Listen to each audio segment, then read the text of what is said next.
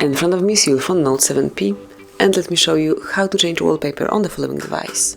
So at first you need to reach the settings, then find and select display, and click on wallpaper. And you can either choose one from your own photos, so if you click on photos you will reach your photo album, or you can choose one from the wallpapers installed in your device. So here you've got all of them.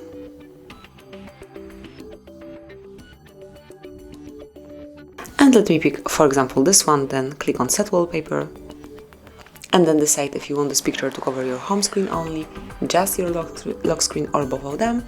I will pick both, and from now on, as you can see, this new wallpaper is covering both your home screen and also lock screen of your device. So this is it, that would be all. Thank you for watching. Please subscribe our channel and leave the thumbs up.